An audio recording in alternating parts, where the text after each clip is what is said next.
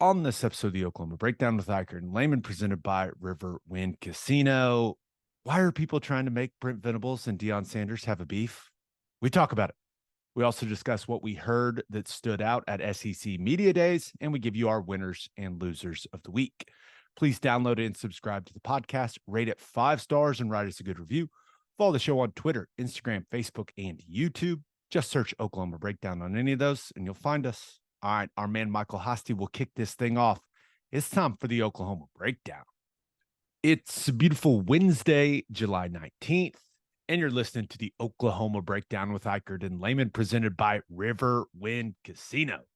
Riverwind is Oklahoma City's premier casino experience, and there are so many reasons why Riverwind is consistently voted OKC's #1 casino, but it all starts with their amazing variety of gaming thrills and excitement.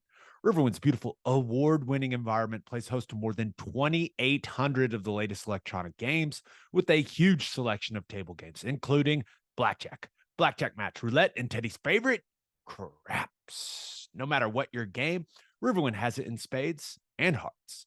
And to learn more about their gaming promotions and entertainment options in the month of July, all you got to do is visit riverwind.com. Riverwind Casino, simply the best. Now we're recording this on Wednesday morning. Please leave us a 5-star review and a nice comment. Ted Lehman, how we doing? Fantastic.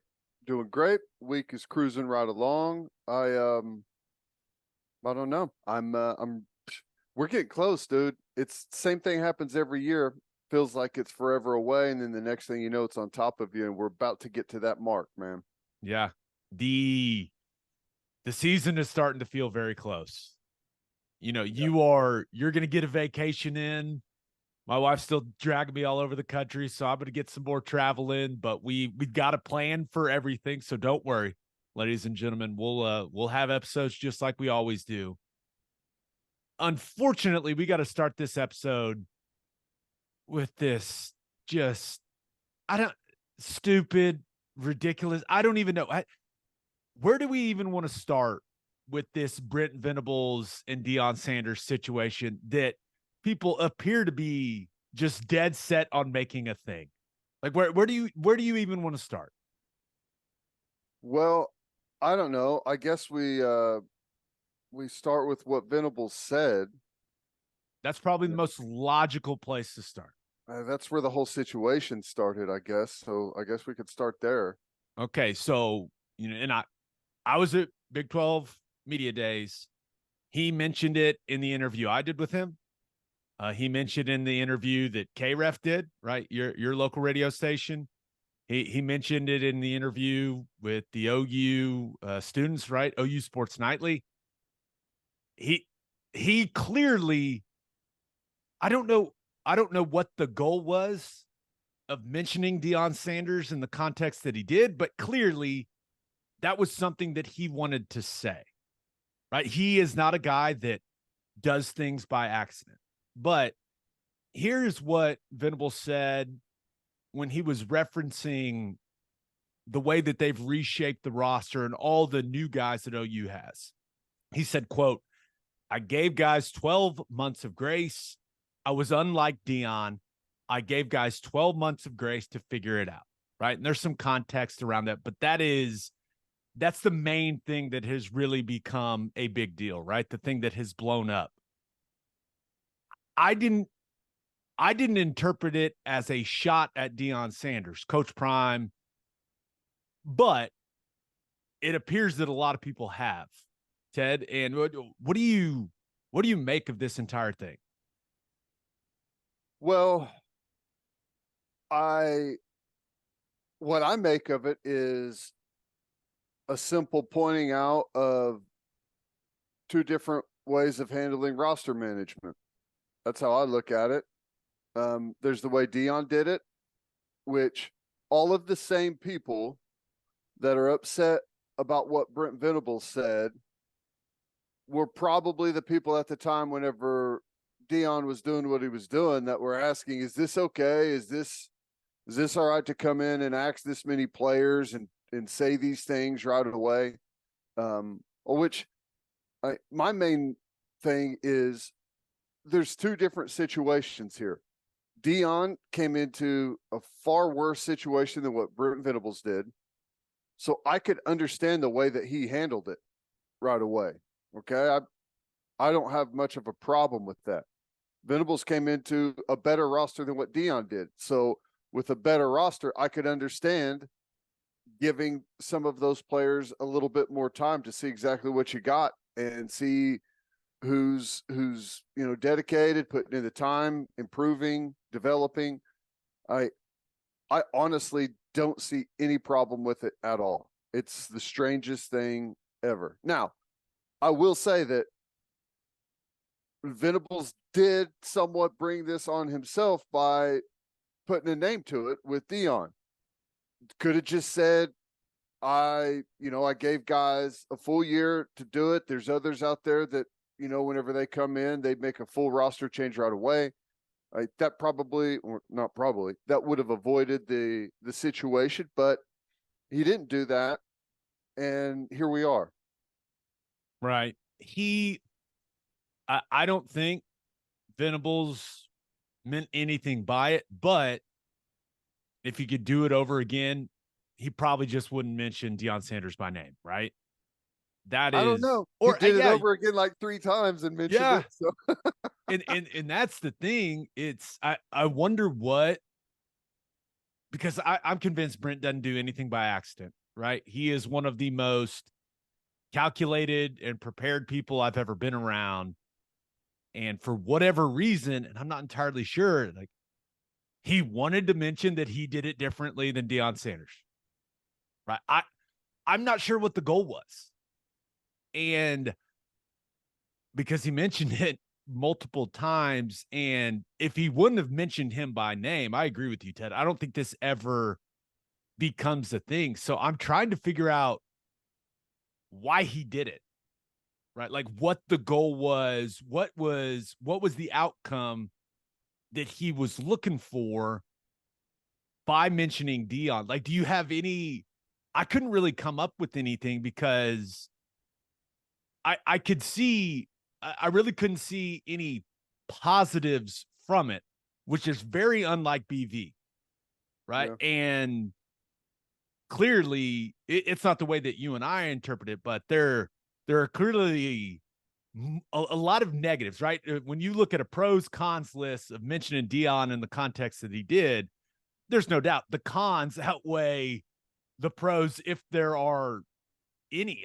That's where it was confusing for me. Before we talk about, the fake Deion quote that people were circulating as if it was real and all of that stuff, like I'm not entirely sure what the goal was. Yeah. I don't know. This is kind of the weird dynamic of things, is that you can which, it's not weird that he said the same thing in a bunch of different interviews.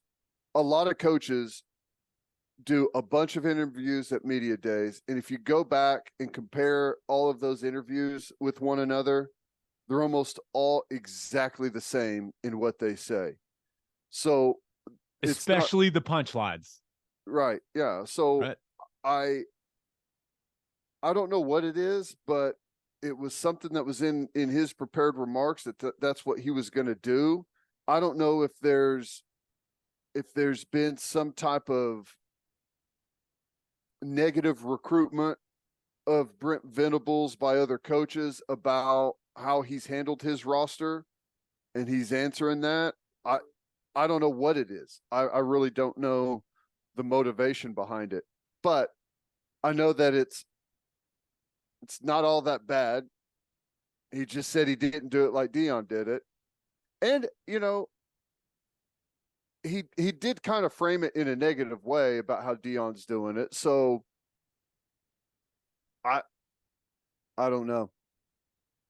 Which, it's not that hard to frame it as a negative way with how Deion did it. Like showed up, showed a bunch of guys the door before ever even giving them an opportunity to practice or play or do anything. So it's controversial. It's the first time I remember ever in college football someone approaching a roster that way, right? That's because the first time we've seen it. Yeah. right? To that magnitude. Right. And we talked about it on here, right? We understand why Deion Sanders is doing it the way that he's doing it. They had the worst roster in Power 5 football last year. That was a But terrible football team. we're used to coaches waiting until off-season workouts and forcing them to leave instead of just cutting them. Yeah, and he went ahead and just ripped the Band-Aid all the way off, right? That's right.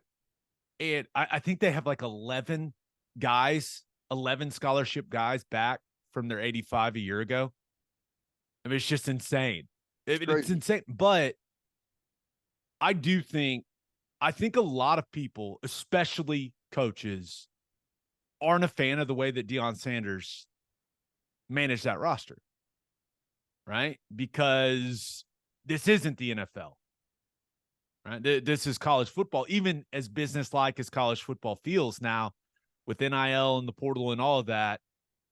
I don't think a lot of people like the way that Deion went about it, but ultimately Deion's job is to win games at Colorado, right? And I know it sounds heartless. He didn't recruit any of those kids, right? Those aren't the quote unquote guys, right? So, and I believe, I'm not sure anyone else could get away with doing it the way that he did it. Like, he's Deion Sanders, you know? Well, he still may not get away with it. They're going to be a bad football team. I'm not sure people realize that. TCU is going to smack them around in the opener. Right. Like right now it's all, wow, interesting. It's a new way of doing things. Like, and everyone's excited to see how it's going to go there with Deion at Colorado, me included. I'm rooting for him.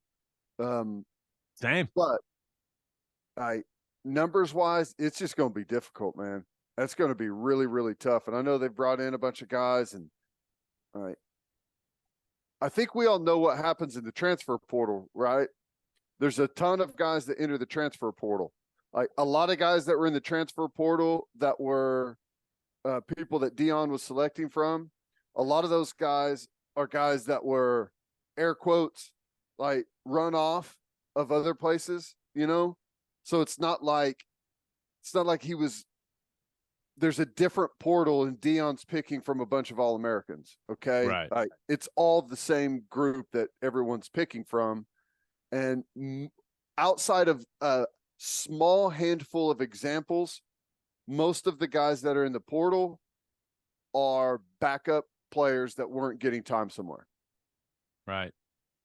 And just, I think when you think about the most annoying parts of what people are now saying about Venables, and I completely understand now, you and I clearly know him well, right?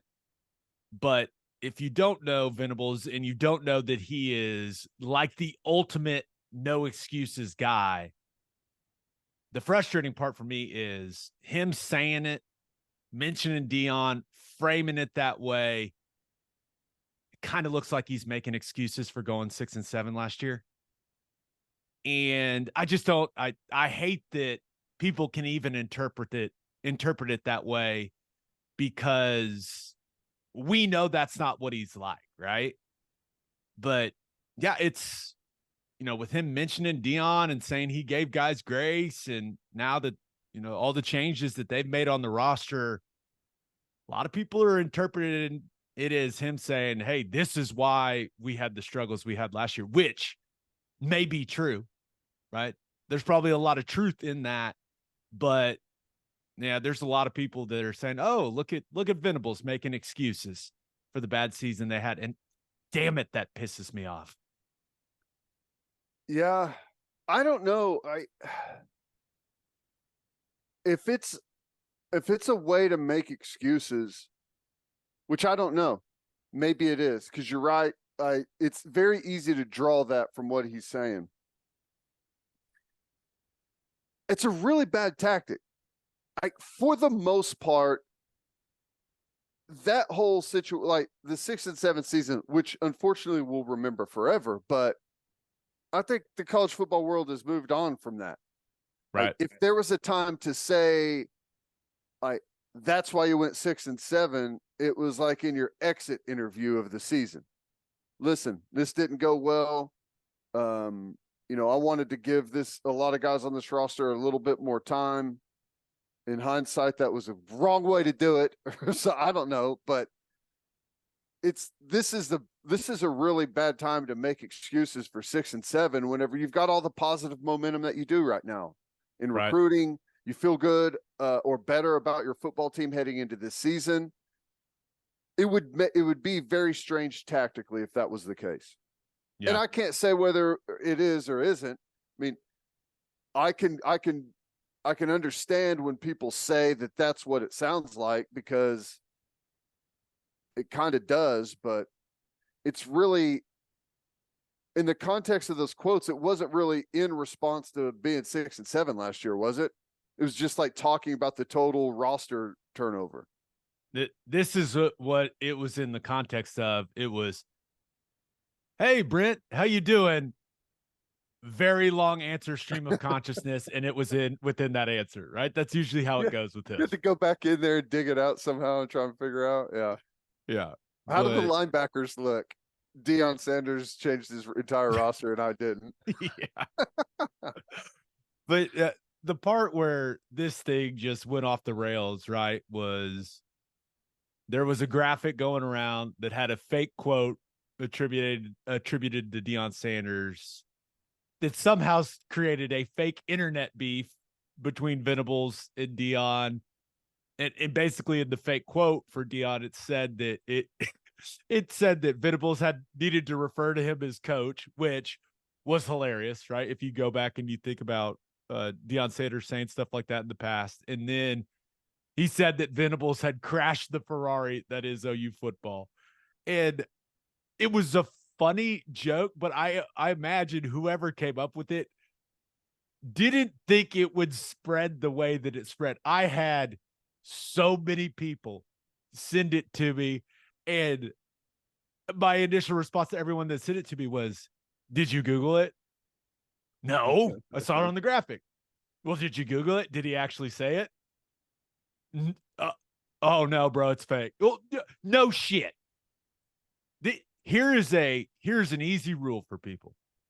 If your initial reaction to something you see on a graphic on Twitter is, oh damn, I can't believe that dude said that, just go ahead and do yourself a favor. A quick Google search. If he actually said it, there's going to be articles from all the different outlets that cover college football. If he actually said it, take the 10 seconds to make sure it's real. And unfortunately, a bunch of people didn't do that, including Doug Gottlieb, who I said, hey, Doug, that's fake. He ended up deleting the tweet. But just make sure it's real. That's all I'm asking. It's not that hard, people. The whole thing, the fake quote, the graphic, all that spreading, it was so frustrating, a little hilarious, I won't lie, but so frustrating, Ted. Well, my biggest thing with that whole deal was what a beautifully constructed fake tweet or fake quote from Deion Sanders, right? Whoever made it, bravo. Which I was wondering, is that a Chat GPT created quote? Answer this question as Deion Sanders. Could be pretty good. Throw some luxury items in there. It's pretty good. I loved it. Yeah. So Deion eventually did end up tweeting about the whole thing, and here's what he said, quote, please read slowly. I've never responded to any of these great coaches that choose to target me or our program here.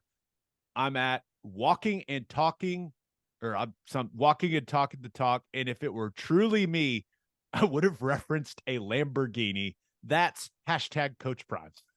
Which he also asked Twitter to put him in the direction of who put out the fake quote, like where it originated from. I don't know what he's going to do to the person, but yeah, he didn't seem that bothered by it. But I couldn't believe this became a thing, man. I couldn't believe it.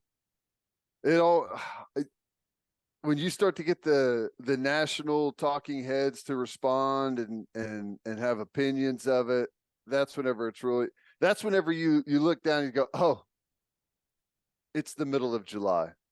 I should have known, right? So all in all, I don't think that there's really anything there. Um, I think it's just a a way of presenting the different roster approaches. Um, it wasn't the best way to go about things. If you're Venables, maybe, unless there's something there, like there might be something there, like as far as like recruiting, and I don't know who. I guess there could have been people that have said that he did the same thing at Oklahoma that Deion did. I don't know what's being said out there in the recruiting trail that he, like, if he made it a point to put it out there, there may be something there that people have been saying or coaches have been saying in the recruiting circles. I just don't know, but it'll be over soon. There'll be our next outrage is coming up pretty quick. Yeah. People will move on, but we got to talk about the PTI thing. I mean, I have a ton of respect for that show. I mean, they have a lot of people consider it the best sports show of all time, right? Those guys have been doing it for forever. They're legends in sports television. But really, Michael Wilbon, I mean, insinuating, and Michael Wilbon's an extremely smart dude. He knows exactly what he did.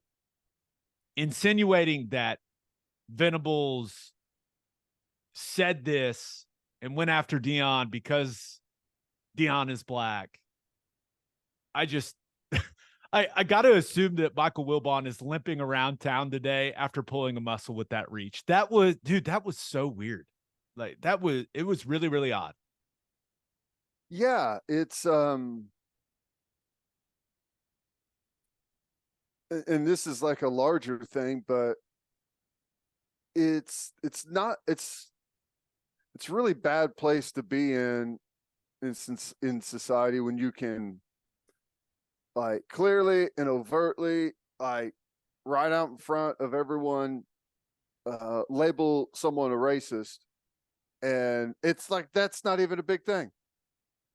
Like, to throw that out about someone's character and about somebody on a national television show, and like that's not even, there's not even a headline on that. You know what I'm saying? It's strange how easily you can throw something like that out there, and just flat out not the case. It's dumb. I think Michael Wilbon and the rest of the guys at PTI probably understand that we got to grab on to anything that we can right now, because our ass is getting cut just like everyone else, every other opinion show on ESPN with their bloated salaries and everything. It's a matter of time. It's a ticking time bomb. So if you can create some controversy and create some waves and have people tuning in to see what you might say next, then I guess that's the way to do it.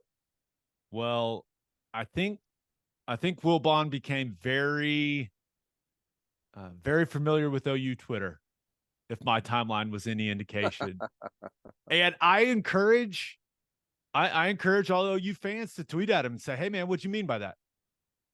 Right? Because what did he say? I have my suspicions. What are your suspicions? Say it. If you're going to suggest that Brent Venables made that comment based on race, like, come out and say it. Right? Don't don't speak in riddles. And that is where that was really disappointing, because I have a lot of respect for Michael Wilbon. The guy's built an amazing career off of hard work, tremendous writing. Like he's done some really special things in his day. For him to play that card in that situation, it was disappointing for me. Like, we all know Brent Venables isn't a racist, right? But we all know that. But I mean, that show still has a massive platform. It does. And what those guys say, especially for, kind of the older generation, like what that guy says, it still carries quite a bit of weight. So it was disappointing and frustrating. And I hope Wilbon addresses it, because it was classless what he did. Yeah. No, I agree. Think it was weak. And you're right. If you're gonna say something, why dance all the way around it? And like everyone knows what you're saying. I mean, you didn't use the actual term racist, but you everything but. So yeah, I don't know. We'll see. And I don't know. Maybe the next time Coach Venables is in front of a microphone, he addresses it. I don't know. Maybe this thing just dies. Like I said, the next outrage is coming in somewhere around 45 seconds. So maybe it's dead after that, but we'll see. Yeah, we'll see. I hope Venables says something about it. I I would like if I someone's think he gonna, will. yeah, if someone is going to kind of hint that I am a racist, I'm saying something. Like it just that's just how I am, man. Like Yeah. I am not letting that slide. No chance. So we'll Right. see. We'll see if Venables ends up addressing it anyway, and we'll see if Wilbon says anything else about it. Right? Yeah. I don't know. It, like you said, we're going to move on from this quickly, right? Because that's what we do when it comes to the sports cycle. But yeah, just what a what a sequence of events. Yeah. What a Here's what's domino effect. Yeah, it's funny too because Big 12 Media Day was quite a while ago, and it took a while for that thing to gain any traction, right? And then finally did. I mean, I would say that Venables was harder on Miami than he was um on Deion. I mean, with what Miami did, what he said about Cristobal and Miami, and so I don't know. It was weird. Yeah. All right, let's move on. OU Texas is now called the All-State Red River Rivalry. Red River Rivalry, Red River Rivalry, Red River Rivalry. Nailed it. And my biggest takeaway, Ted, is I like the logo. It's a good logo.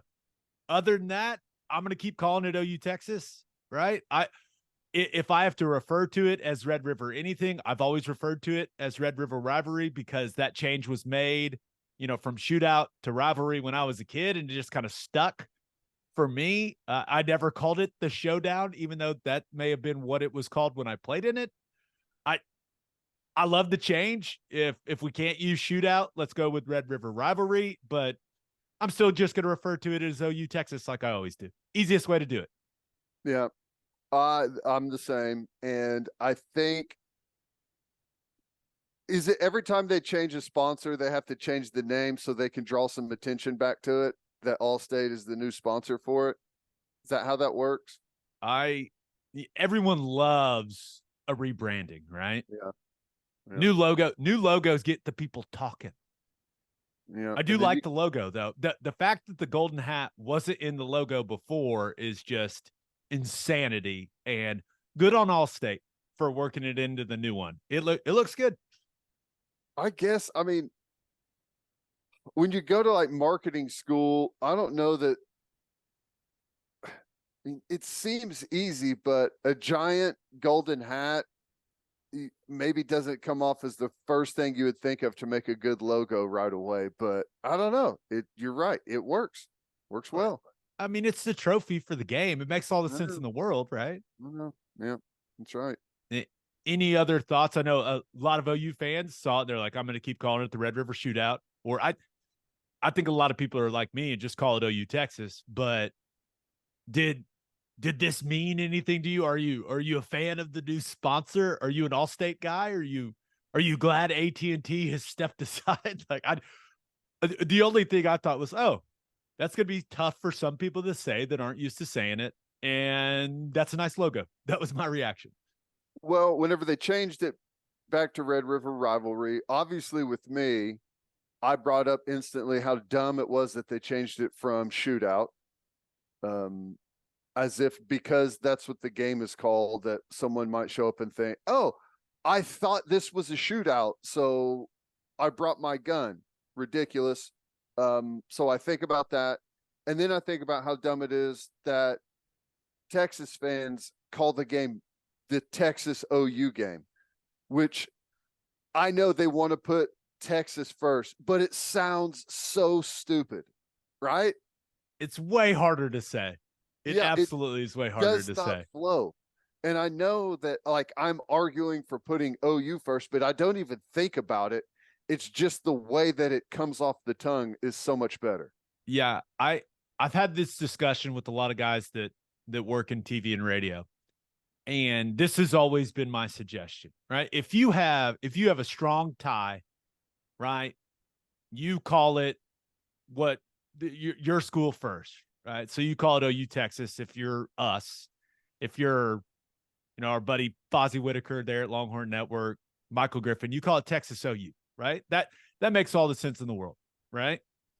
But if you are kind of an impartial person, you call it the name of the team that won the previous year is how you refer to it. So yeah, on a year that OU wins, right, for that entire calendar year, it's OU Texas. If Texas won last year, like they did, right? I know we're all trying to forget that game as quickly as possible, but for that year, it's referred to as Texas OU. If that's how you want to refer to the game. Now, I got a feeling that a lot of people are just going to say Red River Rivalry now, but if you are kind of impartial and you're supposed to be neutral with how you talk about the game, I thought that was the easiest way to do it. Who won it the previous year? That team goes first. Yeah, that is the best way to do it. I think the only people that are going to call it the Red River Rivalry are people that are doing the broadcast of the game on radio or on television. Everyone else, nobody says that. No one says, hey, I'm trying to find some tickets to the Red River Rivalry. Do you know of a place? It's trying to find OU Texas tickets, right? I mean, that's yeah. But it's way more efficient. You're right. I mean, part of the bragging rights of winning the game is punishment of having to refer to it in, with the other team first. I think that's fair. Yeah. And if you're a player for one of those teams and you don't like it, win the damn game. Yeah. There you go. Right. It's life. That's right. All right. Last thing, little recruiting news. 4-star wide receiver Zion Ragins, which, by the way, guy just sounds fast. I know he is fast, but just sounds fast. What a fast-sounding wide receiver name. From the state of Georgia, commits to OU over Georgia and Florida State. Said this is not a big guy, right? 5'8"-ish, 155-ish pounds. But this dude can absolutely fly. Yeah. He can go, and you watch him on he's because of the small stature. I mean, there's a lot of guys that are fast, straight line speed, right?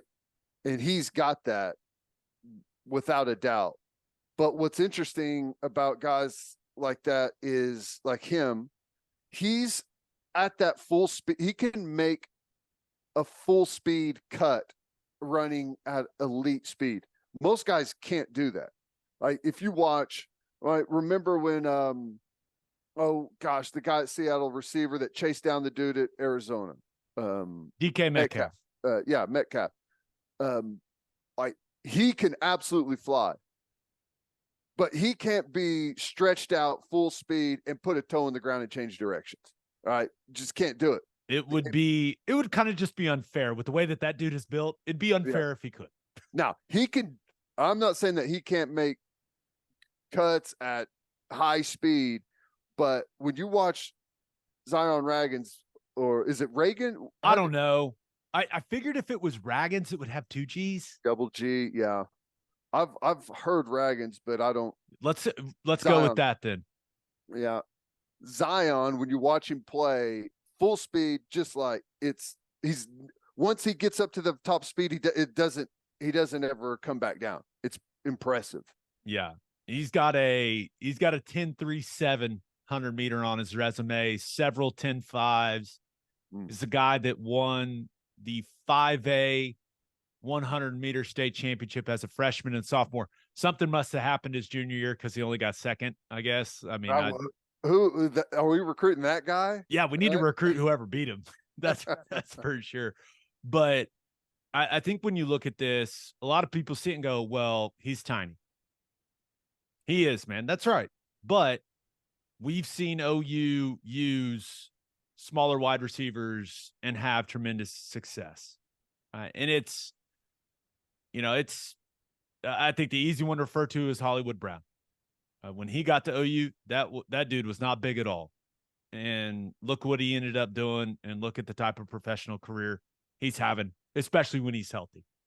Right? So that's what you envision. But the important thing, they went down into the Southeast and grabbed a player. Right? Now, hopefully they can do that more with guys that play O-line and D-line, right? Going down there and getting big bodies. But it is not insignificant that Emmett Jones was able to go into the state of Georgia and grab a guy that Georgia wanted, especially with how Kirby Smart has things rolling. And I don't want to hear it from Georgia fans. Well, if Kirby wanted him, he would have been a dog. You can say that all you want. They did want him. They offered it. Georgia was in his final three. He took a visit there. They wanted the guy, and he's going to Oklahoma. That's a good win. That's a good win for Emmett Jones, for Brent Venables, for the program. And you got to do more of that. So that I'm hopeful that this is something that becomes more common for Oklahoma, that they can go down into that region and grab big time players. Yeah. I like it. I'll tell you the thing that I think is the best. And I'm not worried about his size. First of all, they're not asking him to go in and block the backside on split zone, or he's going to be a burner. They're going to give him the ball in the open field. They're going to hand it to him on some of the quick stuff. They're going to put him on the outside and have some poor DB run with him down the field over and over and over on go routes. I mean, that's what he's going to do. Maybe a return guy. I don't know. So I'm not worried about that. As long as you've got different size guys to do different roles, I'm fine. And we've got that. But I think whenever you look at the overall speed, team speed is improving, but specifically at wide receiver. All right, we all of a sudden got some burners. The Brennan Thompson kid from Texas, Zion Ragins coming in, the Pedway kid that is now on campus doing summer workouts. And Venables at Big 12 Media Days, he mentioned him several times that he is a guy that's really standing out. He's going to play. Yeah. And we have gotten a lot faster overall at wide receiver. And don't forget Andrell Anthony. Right. Gavin Freeman can fly. Yeah. We got a bunch of guys that are really fast. Yeah. No, it's the work that Emmett Jones is doing is impressive. And have you watched the quarterback thing on Netflix yet? No, I haven't. In the second episode, the episode's titled Homecoming, and they do the same. It's like Cousins going back and playing in Washington, right? And they do this sequence on Mahomes going back to Tech and getting in their ring of honor. Mm-hmm. And guess the one coach that is mentioned by name on the graphic, like talking to Mahomes, dapping him up. It's Emmett Jones. That's good. Doesn't hurt recruiting when you're appearing on the Netflix documentary, dapping up Patrick Mahomes. I'm just saying, doesn't hurt. That's good. Yep, that's good. He's I'm excited. I think the wide receivers they're in a good place, talent-wise, roster-wise. Let's see if it translates onto the field. No doubt about it. All right, let's get to call your shot. We asked you the most important thing that happened this week for OU football, and there's really just one I want to get to because we've kind of covered everything else that people mentioned. But John Shoup said, horns down won't be called a penalty in the SEC.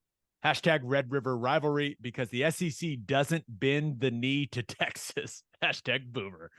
That, did you see the SEC head of officiating say, yeah, maybe if they're doing it like right in their face, but other than that, we're not calling that. I loved hearing it. You absolutely love to hear it, Ted. I did too, but I don't know. Tell me if you feel the same way. Like, whether we like it or not, we're going into this thing with Texas. So in a lot of ways, we're kind of lumped together, whenever the two new guys are coming into the conference. Isn't it pathetic, though, that we all knew that question was going to be asked? Yeah. It's so pathetic. It's like, please, whatever you do, just don't do the horns down thing and embarrass all of us and look like a pansy. Just please don't do it. Just And guys, yes, here it comes. Guys, is the horns don't down do it. going to be a penalty? It's like when you're walking into a really cool party, like it's you and your buddy, right? And I don't know if this has ever happened to me in my life, but it's you and your buddy, and you're walking into a really cool party. You don't really know anyone else. Just like, hey man, be cool. Don't embarrass us. That's what I feel like we're saying to Texas. Like, hey man, don't care about the horns down thing. Like, not in front of our new friends, dude. Come on, Listen, act cool. When we get home, you can tell me about the flat Earth thing. All right, you can explain it all to me when we get home. Just not here, not tonight. Just not at this new awesome party. Okay, chill. That's the dumbest comparison ever, but it is. Yeah, but yeah, that was good to hear. A little gonna be a lot of horns down from everyone in the SEC, and that's fine. Everyone's going to survive. This is the perfect example for me, though, or not example, but situation. I want it to be called a penalty when they're on the road against LSU at night, tight game late, and LSU gets flagged for throwing the horns down. That's what I want. That's the best situation. You want the world thrown into chaos. You are an agent of chaos, sir. Yes, that's it. That's what I want. Like imagine, you remember the West Virginia situation when they were playing West Virginia at home, and what was the quarterback's name? Oh my gosh. Will Greer. Yeah. And, you're talking about when Texas was playing. Yeah. Yeah. Texas and West Virginia. And he threw the horns down as he's going to the end zone, and it got called back. West Virginia ended up winning that game. But I want that exact situation to happen at LSU or at Tennessee. I don't know if this is the best way to put this, but at LSU at night, ref doesn't want to die, man. He's not calling that. I know. He's thinking of it like briefly. When he reaches for that flag, his children are flashing into his mind. Like, if I throw this, I may not walk out of here in one piece. Or maybe he throws it and they have like a little conference out there on the field, and the guys is like, dude, what in the hell is wrong with you? Yeah. They're going to tear this place apart. Pick the flag up. Pick the flag up. No flag. Doug, do you want to get us killed? Pick the flag up. Yeah. No, not happening. All right. Birthday shout out. Ted, we only got one, an all-time low. I'm going to give it to you just because the last name is... You're not sure on the last name? Yeah, you got it, man. Happy 15th birthday to Jackson Lambrugo. I think you nailed it. Jackson Lambrugo. That's what I was going with. All right, let's get to the National College Football Roundup, where we talk some SEC Media Days. But first, Love's Travel Stops is now offering a nationwide 10-cent per gallon discount on gas and auto diesel. Just download the Love's Connect app and scan your barcode at the prompt on screen and watch that price drop 10 cents per gallon. Across the country, the Love's Connect app unlocks exclusive deals and can help any traveler plan their route or meal on the highway. So before you hit the road, be sure to download the Love's Connect app to save 10 cents per gallon and experience the country's best highway hospitality at Love's Travel Stops. Love's also has you covered if you forget your phone charger or headphones with an expanded mobile to-go zone. And of course, don't forget to grab yourself some of that delicious Java Amore. Opolis Clothing is the exclusive home for all of our Oklahoma Breakdown merchandise and is the best place to get your OU and OKC Thunder gear as well. If you want to live your life in buttery soft comfort, go to opolisclothing.com. That's OPOLIS clothing.com. Use promo code TED, TED, for 10% off your entire order. That's opolisclothing.com. Use promo code TED for 10% off. Buttery soft and 10% off. And hey, you hungry out there? Well, then head to the garage for hand-smashed patties, butter toasted buns, and ice-cold beer. Their food is fantastic, and it is the perfect spot to watch any big game. Visit eatatthegarage.com to find a location near you and order online from the garage in your neighborhood. All right, National College Football Roundup, SEC Media Days this week in Nashville, and 2 days down, 2 days to go. It is a 4-day event. Ted, are we going to go next year? Probably. Yeah, you are. You're going to be reluctant, but I know you're going to go. I can see the look in your eye. For the inaugural year, it's close. Yeah, probably. But yes.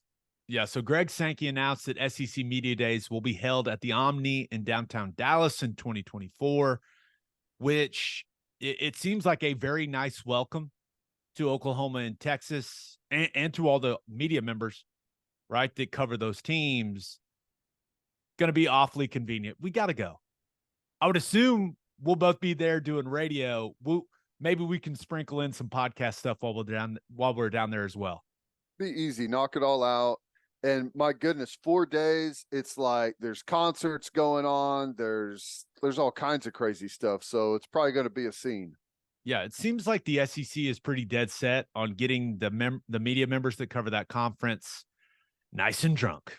Right. Which is the way it should be. Great job, Southeastern Conference. Everyone's like, it's 1 a.m. Man, this is just the best conference there is, man. It's the best. I love it. Just means more, brother. Just means more. Now, do you think a lot is being made about them moving that to Dallas next year? Remember, SEC Media Days, they're moving it all around now, like within that footprint. Some people view it as Sankey tried to take over the state of Texas. Some people view it as a slight to Texas A&M. Like, how did you interpret that announcement from Greg Sankey? Well, I think it's laughable when people say it's not in Dallas because of Oklahoma and Texas.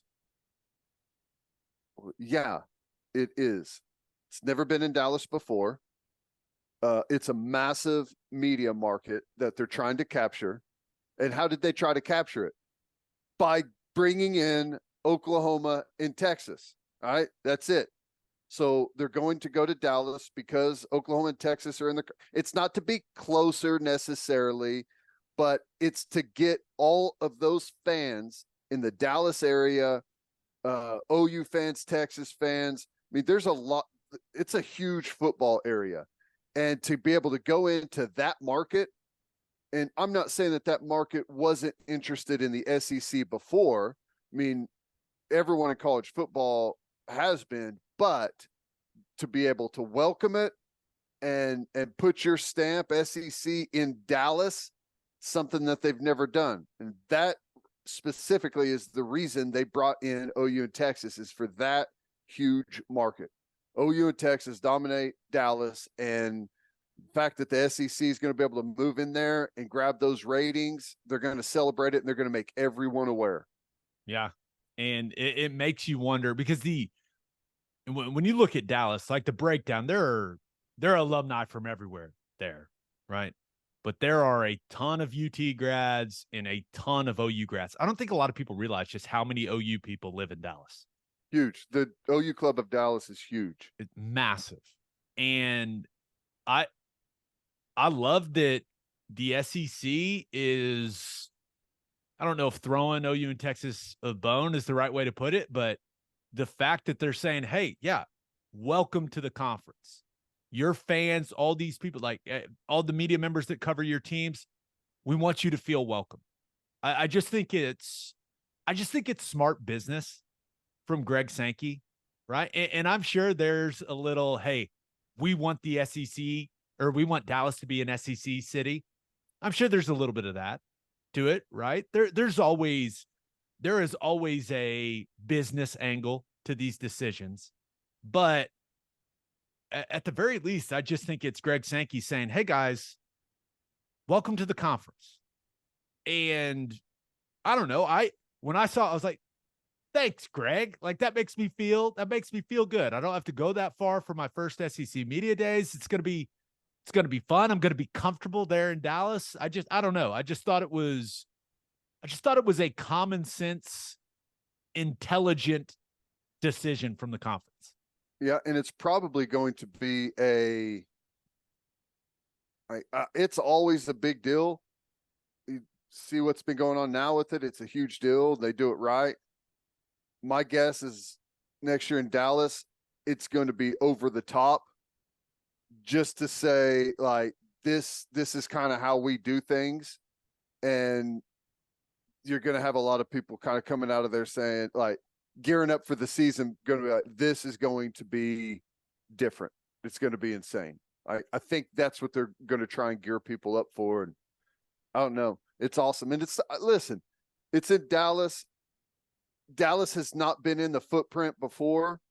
It is now with the addition of Texas and Oklahoma, as far west as we are, we're the westernmost in this thing. So like, there's a bunch of there's like the old school SEC diehards are like, no, this doesn't have anything to do with Oklahoma, Texas. Are you drunk? I don't even understand how you could say that. It's not within the footprint. They've never had it there before. Yeah, it's exactly why they're doing it. And I think it's going to come off really well for everyone. And it's Dallas. It's not like they're having it in Paul's Valley or anything. Okay. Dallas is easily accessible for everyone in the conference. It's going to be good. Yeah. Easy to get there, right? Shot at Paul's Valley. I'm just saying. Yeah. Unnecessary shot for just a ricochet shot for Paul's Valley there. Wow. Like, whoa. Paul's Valley did not think they were going to be in this discussion. You're a small town Oklahoma guy. What are you doing, man?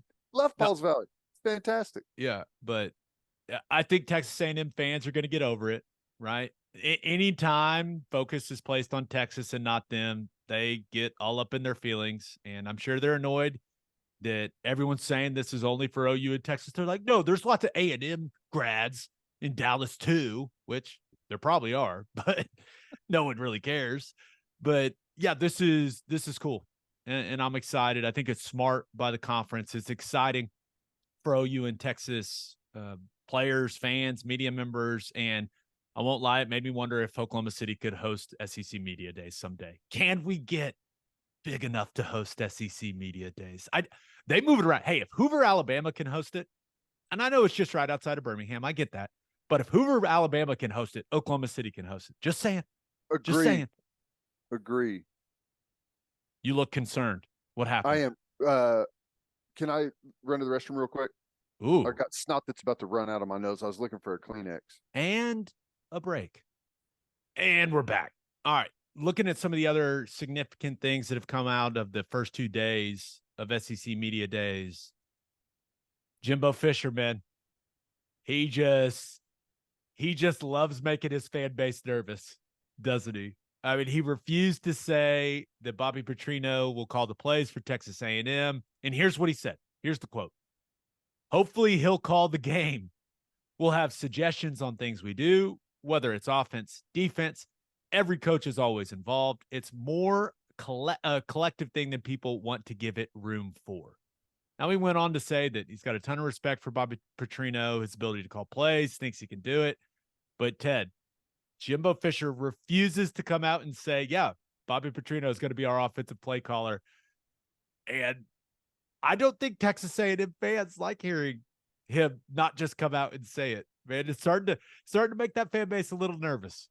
It creates the perfect, I love it because there's nothing better than when Jimbo Fisher starts to squirm, right? And starts pointing accusations right back at people and talking faster and faster and faster. It's great. I just think he he has his style of offense that they've run. Bobby Petrino has a different offense. It's not wildly different, but he's got a different play calling style. He's got a few different things that he likes to do. I just think Jimbo is correctly hiding where the influence of the offense is going to be. So people don't just like, if he's like, yep, it's Bobby Petrino's offense. That's why I brought him here. He's going to run with it. I've liked the things that he's done recently. Like he's really good at putting his system in.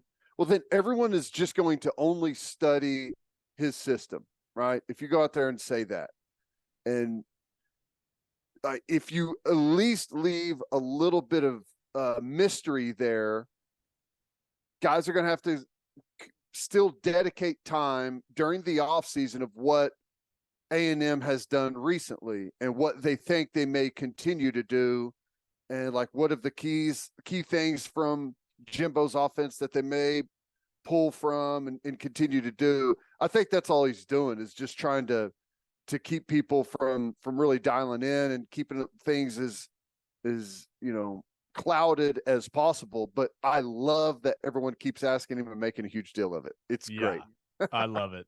I love how upset it makes his own fan base. They're just like, could you please say that he's going to call the plays, that you're not going to do it? Please. Don't you think that there's a deeper problem there whenever you're begging your head coach to say that he's not going to be calling plays? That's kind of a pretty big tell, isn't it? I would say it's not where you want to be as a college football fan, right? And I will maintain my position. Bobby Petrino would not be there if he wasn't going to be the play caller, right? With everything I've ever heard about that guy, yeah. I imagine, I don't know if he got it in writing, but I imagine there was a verbal gentleman's agreement that, like, yeah, if I take this job, I'm calling the plays. Now, maybe there wasn't, but the drama that this is creating is fantastic, right? Because A&M, they've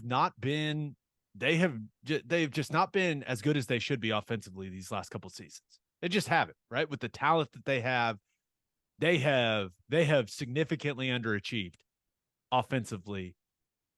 And I don't know why Bobby Petrino would take that job for any other reason than, like, yeah, I'm going to have full control of this thing. But who knows? Jimbo's his boss technically, and Jimbo doesn't seem, he seems a bit reluctant to give up control.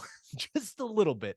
It doesn't seem like he wants to be the CEO type of guy, right? That doesn't seem to be something that he's overly interested in, which I guess we'll see how it goes. I don't know. Part of me hopes it goes terribly. It's going to.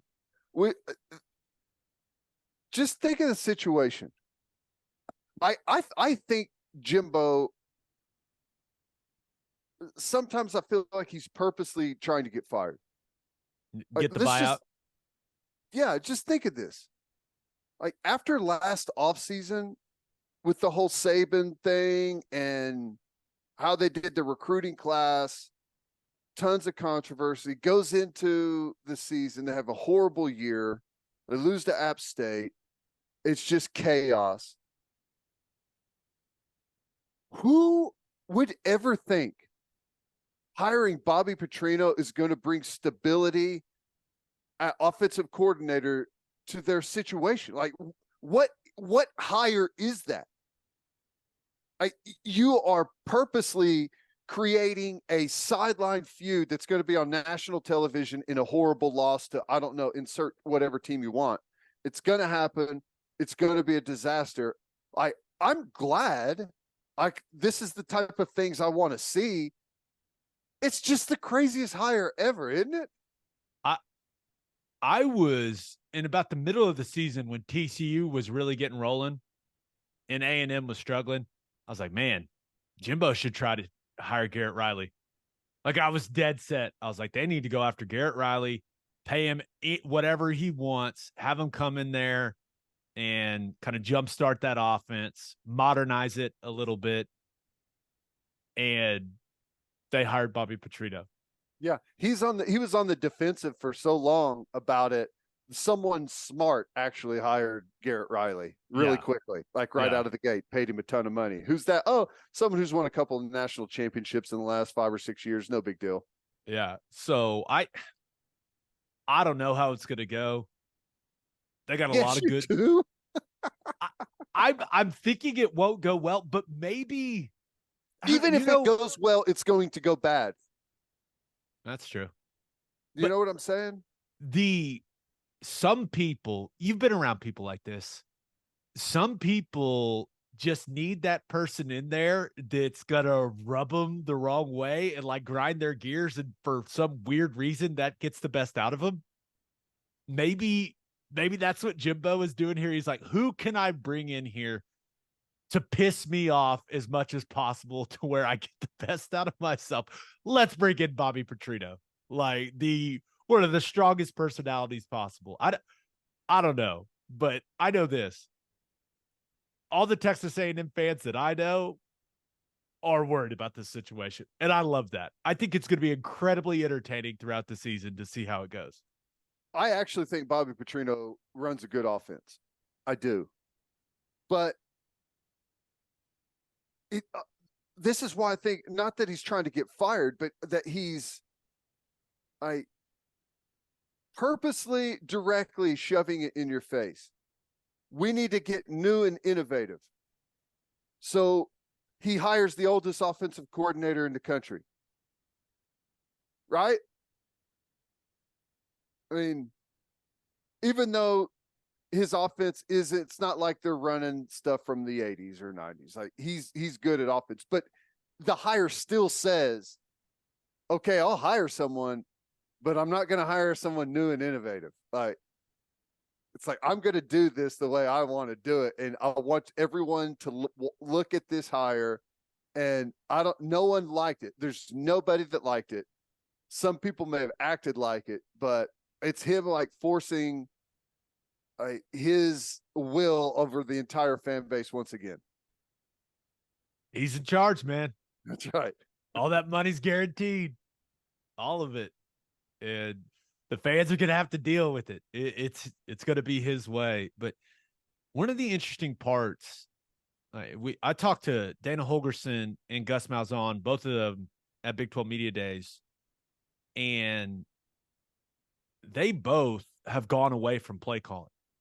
Right. And those are two, like that's why they're in the position they're in, because of being great offensive minds, being great play callers. Right. And Holgerson went as far as saying, like 2 years ago, having to be the head coach and balancing everything that you have to now and being the play caller, like having that weight on you and making all those decisions on one side of the ball. He said it almost killed him.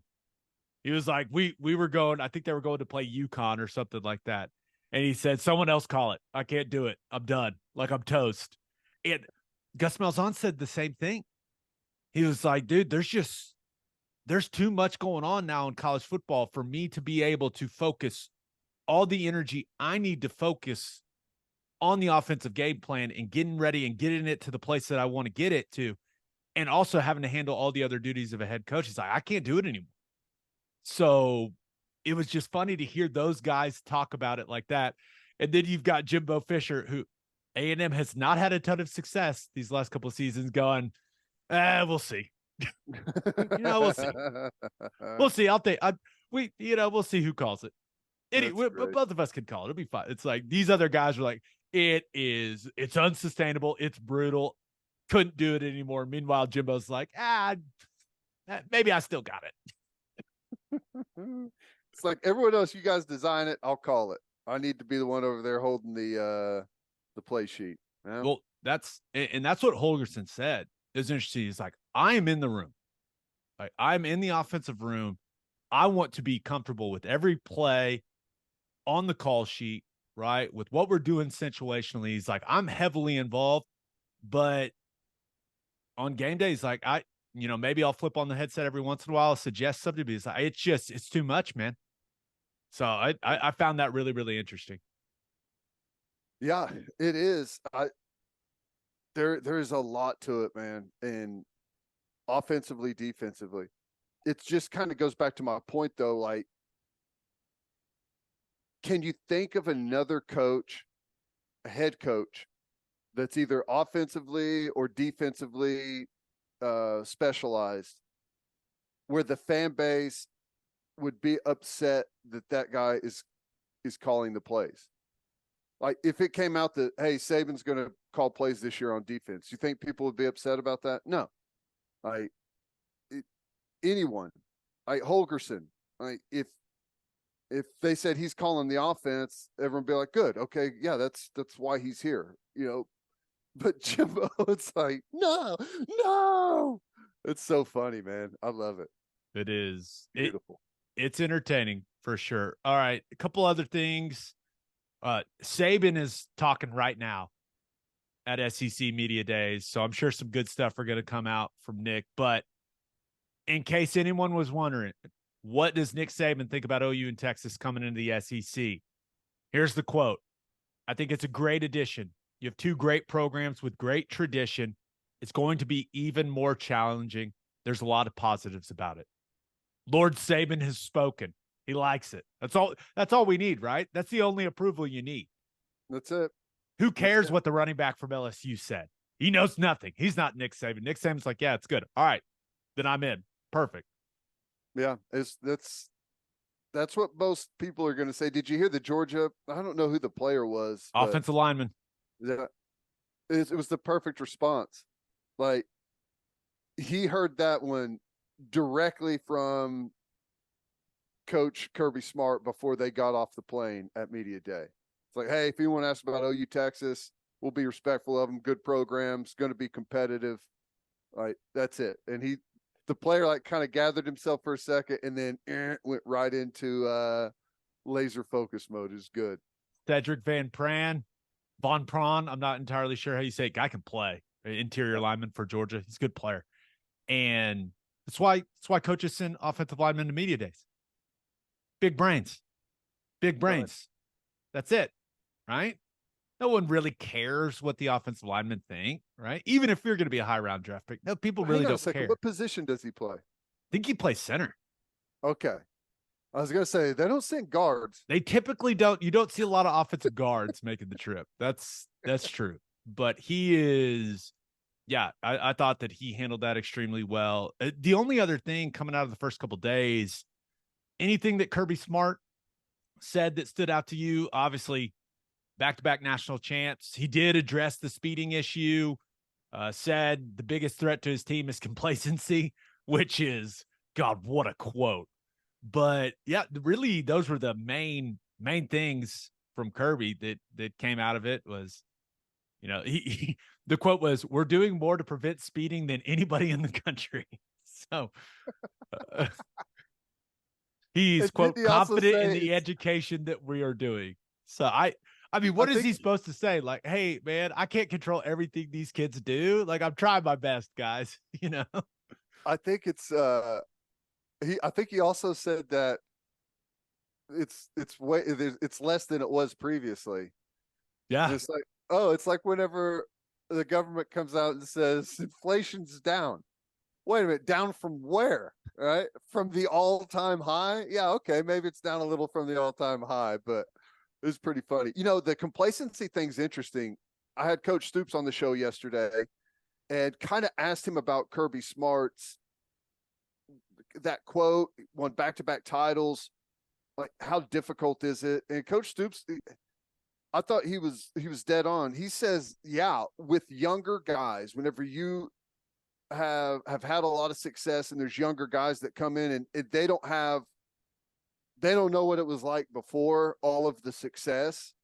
There's this, like, everyone just kind of expects that it's going to happen. And if you show up to play quarterback at Georgia, well, you're going to win 2 national championships, just like, the previous guy did. And come on, man, Stetson. Sorry, Stetson. The previous guy. How about that? The guy, the one guy, the one, the guy. So I think that there's something to that. I feel like the success has been it's so high and so recent that I don't think they're to that point yet, but there will be a point where, you're going to be playing with guys that don't know what it's like and expect it to always be rosy. And, it's the cycle's going to have to kind of start over a little bit. Yeah. Maybe that's And this year, maybe not. right. You look at their schedule, and I love how what did he say? Come play it, which I thought he had some really good lines ready. I mean, had a couple that were he was in his bag a little bit with some of those lines, but and this is something you talk a lot about, like saying that the biggest threat to them is complacency. There was zero doubt in my mind that he was talking directly to his players. Yeah.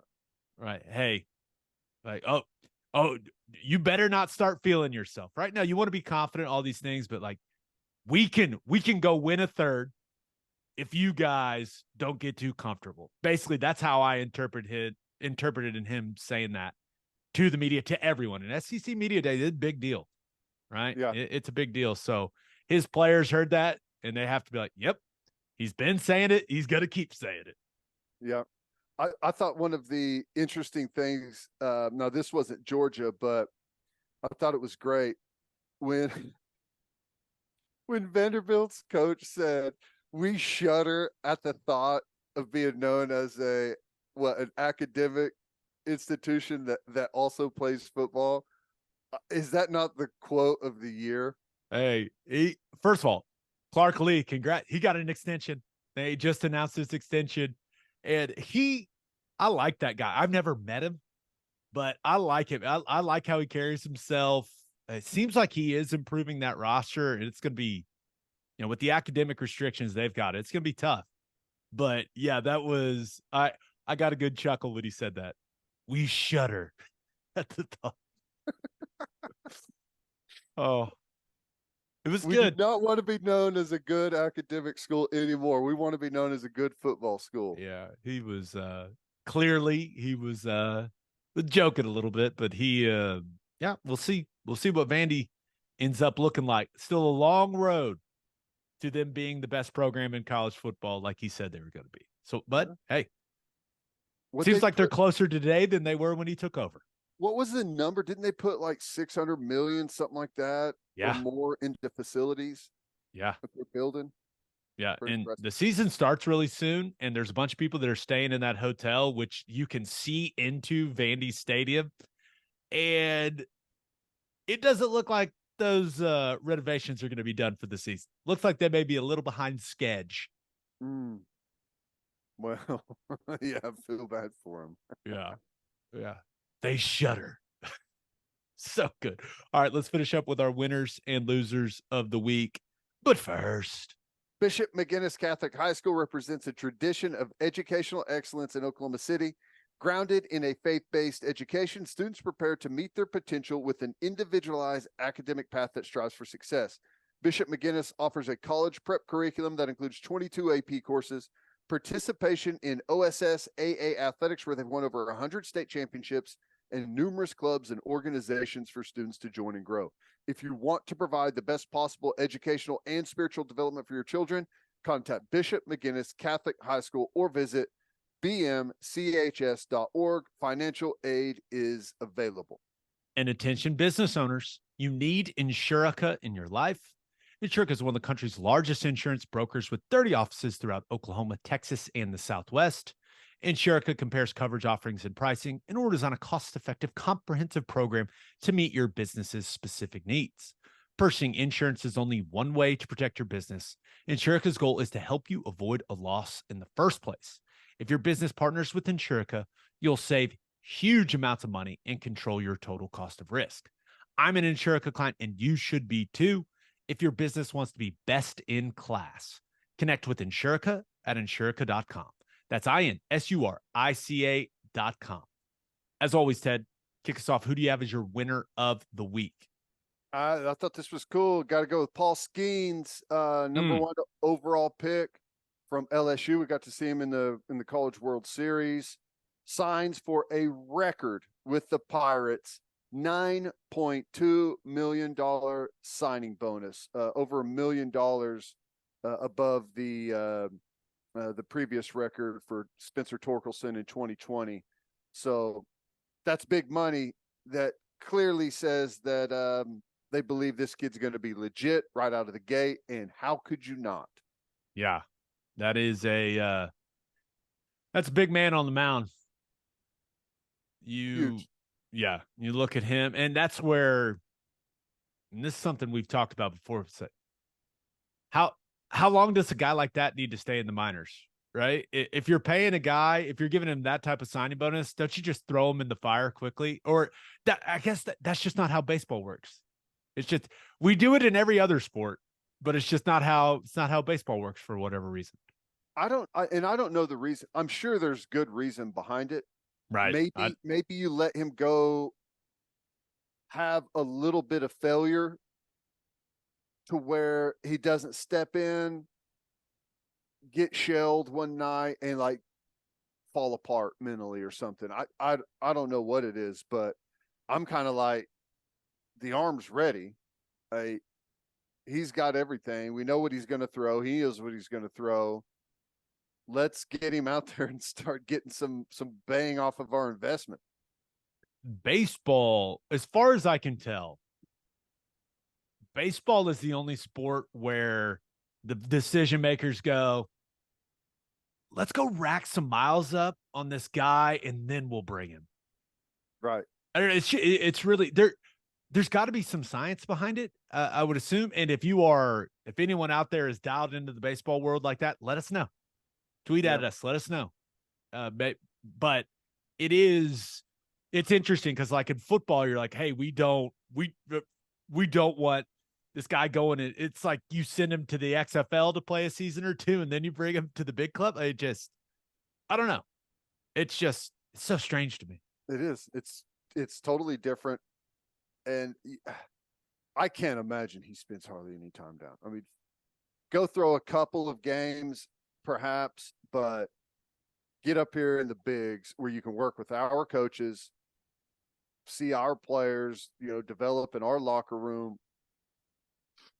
I don't know. Maybe if you got a really crappy team like the Pirates have had, maybe it's like, we don't want you around these guys. Go somewhere else. I don't know. We don't want their suck to rub off on you. That's right. All right. Who do you have as your loser of the week? Well, there's some folks out there setting records with signing bonuses like Paul Skenes, and there's others who are not. NFL running backs, losers of the week, cannot get a deal done as a free agent running back. You're going to have to get franchised. Free. I mean, all you have to do is look at Joe Mixon, right? Joe Mixon was asked to reshape his deal. I think he was due to get like 10 or so. I don't know what it was exactly, but it's like, I can either restructure, take a hit, or I can go test free agency because I'm about to get cut, right? Because of what's on my contract. I can't test free agency right now as a running back. You just flat out can't do it. There's no market there. There's no money there. I'm going to restructure and stay on a really good team. That's what you got to do. It's crazy to see what has happened to that position over the last 20 years. Yeah. As far as financially. Right. And, this, I can't remember who tweeted it, but someone was like, the running backs have taken their group chat to Twitter. Like they're Yes. just putting it all out there. Like and it has everything to do. Saquon Barkley and the Giants weren't able to get a long-term deal done. He's playing on the tag. Josh Jacobs, right? Who's 25 years old. You've got, Ezekiel Elliott doesn't even have a team right now. And I think everyone is trying to figure out who to blame. Right? Do you blame the NFLPA? Do you blame organizations? Like, are all the organizations colluding, right, to just not pay running backs? But really, if you're going to blame anything, blame the analytics of football and how people understand success rates when it comes to running the ball versus passing the ball, and just how pass heavy the game has become. Even though there was a bit of a shift last year, right? That the NFL, I mean, people were running the damn ball in 2022. But yeah, I think everyone's trying to figure out, like, how can these guys that have earned that have played at an extremely high level, how can they be compensated properly? And I'm not sure there's a good answer, right? The NFLPA, they can't just do something special for running backs and not do it for everyone else. Like, that's just not how a union works. So Well, I don't know what the answer is, man. they could, but they won't. I mean, I would say the NFLPA may have created it. What's happened? It's been over the last 20 years. Okay, the year 2000 is a pretty good gauge of whenever this started to happen. Before 2000, a lot of the most famous players in the NFL were running backs, right? You look around at the league and, you know, how good your offense was, a lot of it depended on how good your running back was. Well, what happened? They changed the rules of the game, right? They started making it easier to throw. You couldn't touch receivers down the field. You look at where it is now. You can go watch the 90s and see what they did to the quarterbacks in the pocket. It was brutal. You can't touch a quarterback anymore. You can't touch him on the legs. You can't touch his helmet. You can't fall on him. It's so much easier to throw the football. So where's the money going? It's going to quarterbacks. How many receivers did we talk about this offseason that signed record deals? Yeah. It was like one after another, right? Yeah, I think Houston I saw receivers didn't make crap.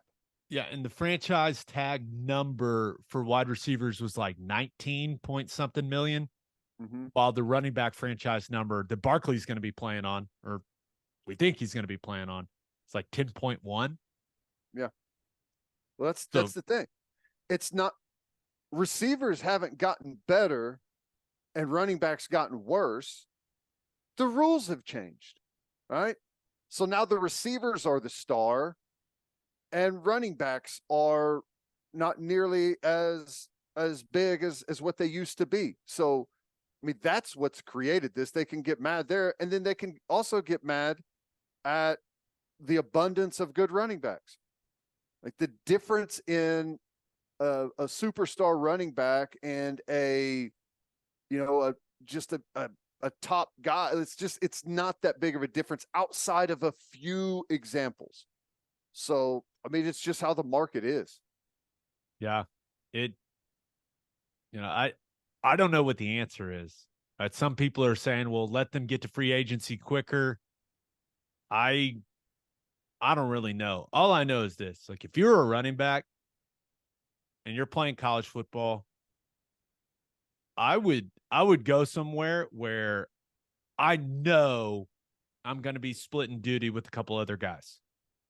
Right? I want to be able to go into the NFL and say, "Hey, I have very few miles, right? I got so much tread left on the tires." Right? That if I was an elite running back, that's something I would consider. Right? Now, you want to be the man, right? Everyone wants to be the man. There's no doubt about it. But if you're thinking about making money playing football, you got to choose your situation wisely in college. Right? You don't have a choice in the NFL. Whoever drafts you, drafts you. Right? That's how it works. But if you're one of these top backs coming out of high school, you got to look at a situation and go, hey, I don't want to carry it 30 times a game because that's going to hurt me in the long run. Now, there's an NIL component to it, but once again, the NIL money is not going to compare to being a first rounder. So I don't know, man. Running backs, they're just in a tough spot. All I know is I was talking to my 2-year-old about it. I was like, son, I don't think running back was in your future anyways, because I mean, just look at your dad. But yeah, we're not playing running back. It's quarterback, buddy. That's it. And I think there are going to be a lot of parents around the country saying the same thing to their kids. Yeah. Well, and then whenever that happens, things will shift, and people will find out that if you have a really good running back, things will, it'll go back. Here's how they could help it right away. Fix it, I don't know, but help it. Stop giving automatic first downs on a 5-yard illegal contact penalty. That is horseshit that the NFL does that. And if it's a 5-yard penalty, guess what? You get a lot more running downs. If it's an automatic first down, we're going to keep going to the air, keep getting free first downs over and over and over, right? They don't have to earn it. You just hand it to them. So, to me, that is the worst penalty in all of sports. A 5-yard penalty, automatic first down is stupid. Yeah. So you think maybe the easiest answer is look at some of these rules, take a long, hard look at them, and how can you get into some more running situations, right? To where they're seemingly you would assume that running backs would then have more value in the game. Absolutely. Legislation is what has changed the sport. It's how they manipulate it. It's how they move it around. And I can't say that it hasn't worked. I think it has worked because they put it all on the quarterback and they put it all on the face. Like you have one face of each team, right? Instead of spreading it all out to everyone, you can kind of follow one guy. Right? Our one guy against your one guy. Let's see what happens. And that's where all the money goes, $50 million for your quarterbacks. But it got that way because of legislation. Legislation is everything with how they call the game. And that's what's got it to where it is today. And a lot of people like that. I'm not saying necessarily if it's a good thing or bad thing, but that's the way the sport is played the way it is because of the way they legislate it. Yeah. It's interesting. Good luck to all our running back brethren out there. It's tough right now. It's tough. Learn to pass rush. Yeah. No kidding. All right, let's finish up with my winner and loser. But first, John Vance Auto Group has been serving Oklahomans for 40 years. Family owned and operated. They have 9 full service dealerships, Woodward, Miami, and Guthrie. No matter what your vehicle needs are, John Vance Auto Group has you covered. They carry domestic brands such as Ford, Lincoln, Chevy, Buick, GMC, Chrysler, Dodge, Ram, Jeep, and Wagoneer. John Vance Auto Group's goal is to give unequaled service and to exceed customers' expectations in every way, which is why they have their lifetime loyalty program. And here's how it works. Buy a new or used car from them. Then all you have to do is get all of the manufacturer recommended maintenance done at the Vance dealership. And if something goes wrong with the components of your engine, transmission, drive, axle, or transfer unit, they will cover the repair cost. It's a great deal. You can browse their entire inventory or find the John Vance dealership near you at vanceautogroup.com. And First Fidelity Bank is a full-service financial institution based in Oklahoma with tailored solutions for all your personal and business needs. Checking accounts, saving accounts, home loans, and much more. They do it all. Whether it's online banking from your computer or mobile banking from your phone, everything is stress-free with FFB.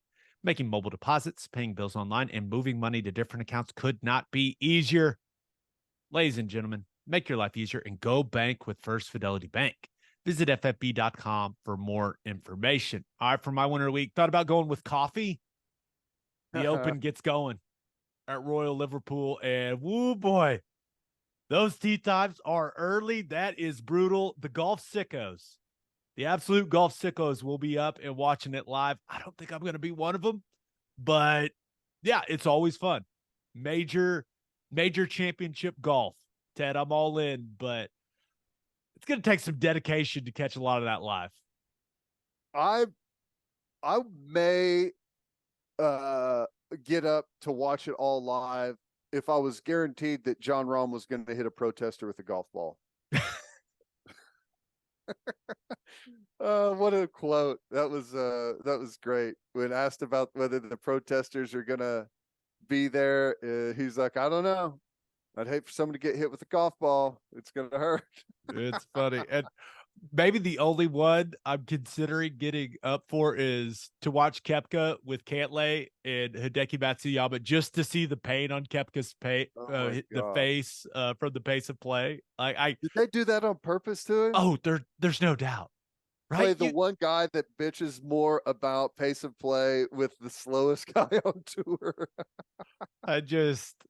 I mean, that is not a coincidence. No one could convince me that Well, they're trying to create. There's probably going to be a heated exchange on the course, right? yeah, trying to create some drama, some chatter, and it's working. But yeah, always fun when it's major championship golf. But my word of the week, patriotism, the red, white, and blue.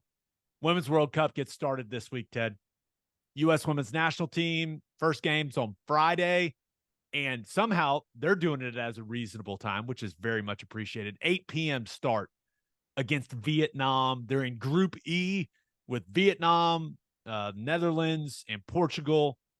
They are a big-time betting favorite. Now, I think England actually isn't that far behind them in the odds, but very excited to watch. No team has ever won 3 World Cups, and that's men's or women's.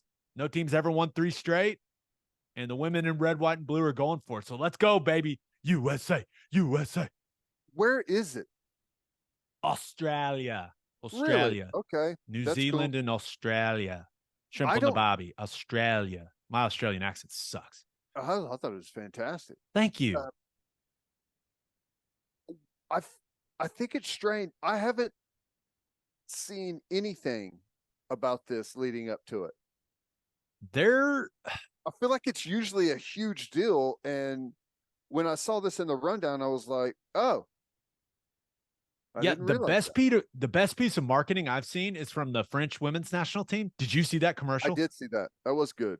That was really That good. was one of the best pieces of marketing I've ever seen. That was very, very well done. And also, there was probably a lot of people that saw that commercial and they're like, I kind of feel attacked right now. And I think that was the point. But yeah, I feel like there's buzz, but are you just saying there's not as much buzz as you? Yeah. I feel like it's usually like everywhere. And maybe I've just missed that could be a me thing. I fully understand that could be the Now case. that you say it though, I don't know, maybe I haven't been my 2-year-old doesn't care about how hot it is outside. He just wants to play outside. So I'm not watching nearly as much TV. But yeah, I don't know. That's a good point. I still think people are excited though, right? Because we're good. Yeah. So we're gonna watch. One more thing about the French commercial marketing thing.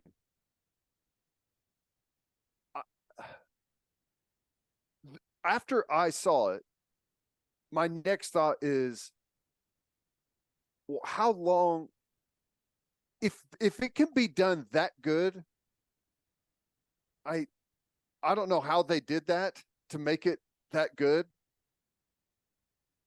Like, what's the at some point? Like, how do we know who we're watching? You know what I'm Yeah. saying? Oh, little AI conspiracy here. If you haven't seen the commercial, Maybe I need to basically, go back and watch it now that I know and see if I can tell. I did that. Couldn't tell No, it all. So basically, if you haven't seen the commercial, go watch it. It's incredible. But they take these soccer clips and it's men. Like it looks like it's the men's French national team what they playing. call them, the blue or something like Yeah, the that. blue. Yeah. But the clips are the women and they have digitally altered it to where it looks like men. And then they show you that they did it and you realize that this was actually the women's national team doing all these cool things and scoring all these goals and doing all this cool stuff. So it was very, very effective. I think they sent the message they were hoping to send. Yeah, it was very well done. Yeah. But you're over here going, maybe But you too know well what I'm done. saying? Yeah, no, I hear you. I hear you. I You reach that point where they start showing you like they remove remove the men and they show that it's actually the clips of the women, and everyone that at that point everyone's like, oh, Yeah, it's wild. yeah. Yeah. All right, but my loser of the week thought about going with Pat Fitzgerald in Northwestern. That thing's about to get ugly, man. Mm. Got a couple different lawsuits popping up. Got players suing Fitzgerald, the athletic director, to the president for negligence. A group of another 8 players announced they're planning on taking legal action against Northwestern. It's about to get real up there, man. There is a long road ahead for that university. Long road. I don't even know. I don't even know what to say about that. I think it is. It feels like it's turned into a money grab situation. You know, I'm totally against hazing. Think it's stupid. But if you're going to sit around and not ever say anything about it, ever, like they did it to you, but you didn't step up and try and get it stopped. You didn't say anything to a coach. You didn't say anything even after the fact, and you're just going to jump into a lawsuit now. I think that is, I don't know. I'm not a fan of that at all. I think it's extreme cowardice.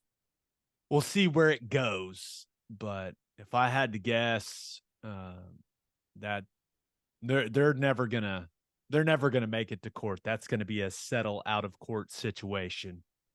And I'm just interested, like, what does that mean for the rest of college football? You know, and where does the liability for a head coach start and stop? right. It's like, hey, I got hurt during practice because we were doing this drill. I'm going to sue the coach and the university for the drill. That's, yeah. Well, if it takes place in the locker room, like, what if there's a fight and someone gets hurt? Is the coach liable for that? If that happens in the locker There's room? never fights in locker rooms. Come on. Right. Yeah, UFC ring at times in there. Yeah, that's a really interesting point. I don't know, but yeah, we're gonna have to follow this whole thing because because you're right, it may have an effect on college football as a whole and what this means for head coaches, like what they are deemed responsible for, right? Because everything I've read said that Fitzgerald didn't know. Yeah. But he's named as a defendant in this lawsuit. So I don't know. We'll see where it goes. But my loser of the week, the Pac-12, they've got their media day on Friday in Vegas. And we already know they are not going to announce a media rights deal. A league source told ESPN that the deal will be released in, quote, the near future. And they expect it to be on par with the ACC and Big 12. This is what, the 8th time we've been told that the deal's coming soon. Ted, they're saying their patience is going to pay off and that more people have come to the table. I'm going to need to see that to believe it. We're waiting. You cannot be in a worse negotiating position than the Pac-12 is. Everyone else has their deals. Time is not on their side.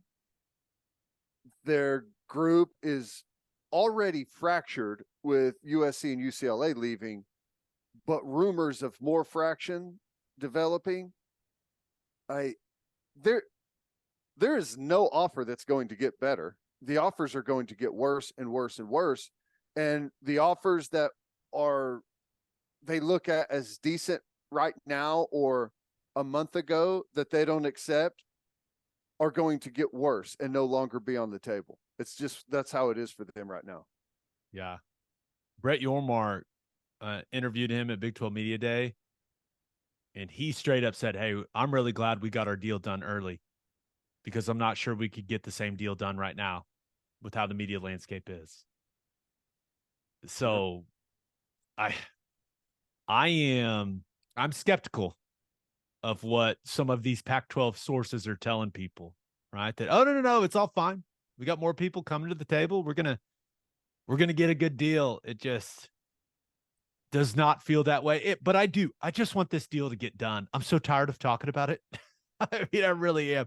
And especially OU's going to be in the SEC for what seems like eternity.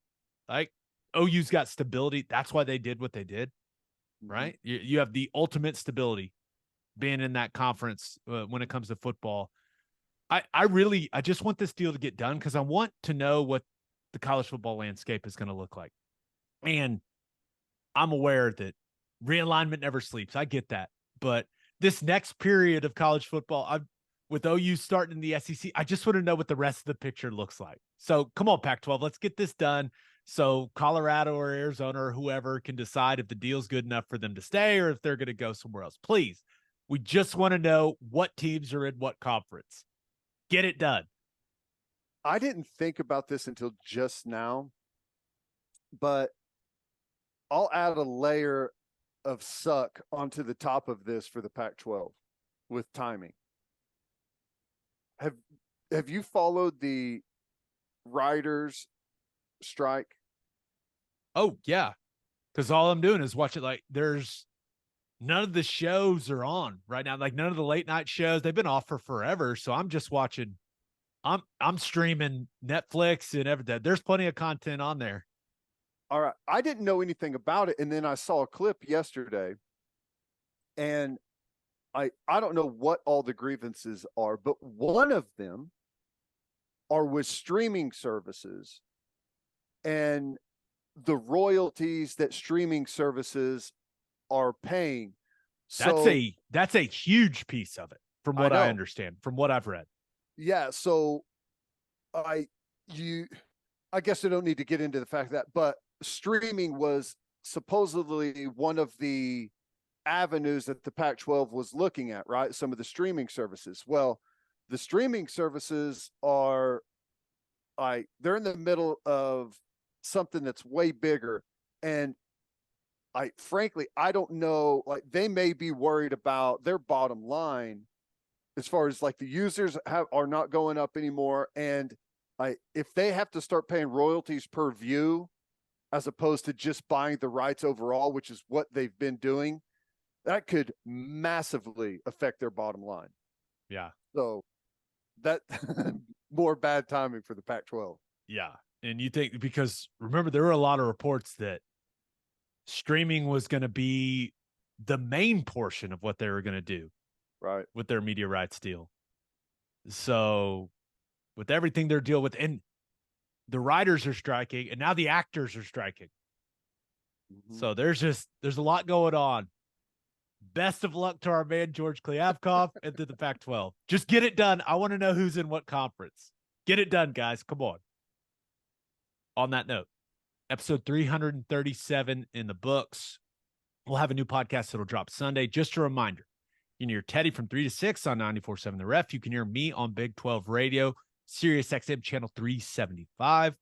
Hope you all have a great rest of your week. Have an awesome weekend. Until next time, we appreciate you all for listening. Do what you always do, Oklahoma. Take care of each other.